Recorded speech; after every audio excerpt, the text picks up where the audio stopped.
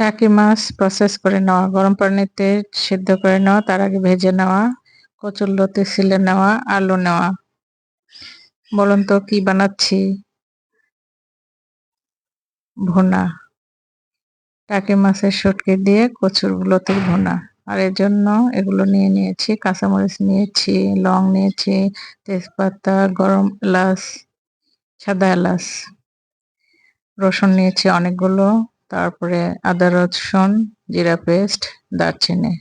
কড়াই নিয়েছি পেঁয়াজ, পেঁয়াজ কুচি করে নেওয়া, এর মধ্যে রসুন এবং কাঁচামরিচগুলো দিয়ে তেলে ভেজে ভাজতে ভাজতে এর মধ্যে পরিমাণ মতো লবণ দিয়ে দিব, সঙ্গে দেব হলুদ 1 চামচের পরিমাণ, একটু শুকনো মরিচ গুঁড়া দিয়ে এগুলো শুটকি মাছ দিয়ে কষাতে থাকবো। মশলাগুলো দিয়ে দিলাম, কষাতে থাকবো নেড়ে ছেড়ে। যখন শুকিয়ে আসবে এর মধ্যে পানি দিয়ে দিব একটু, দিয়ে আবার একটু কষাবো। মনে হচ্ছে তেল কম হয়েছে, তাই আমি আরেকটু তেল দিয়ে দিব, কারণ এগুলোতে তেলটা বেশি লাগে।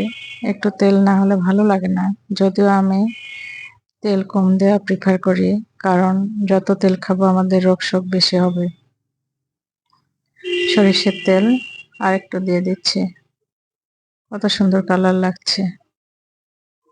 এর ফাঁকে কচুগুলোও দিয়ে দিয়েছি, এগুলো কষাবো।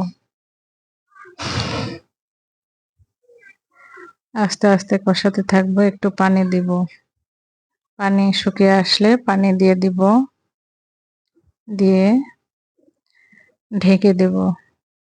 আপনারা অনায়াসে এটা তৈরি করে খেতে পারেন। আসলে এগুলো খুব মুখরোচক খাবার, সুস্বাদু খুব। যারা পছন্দ করে তারা খুবই পছন্দ করে এবং এই একটা তরকারি দিয়ে তারা অনেকগুলো ভাত খেতে পারে। একটু ঢেকে দেব।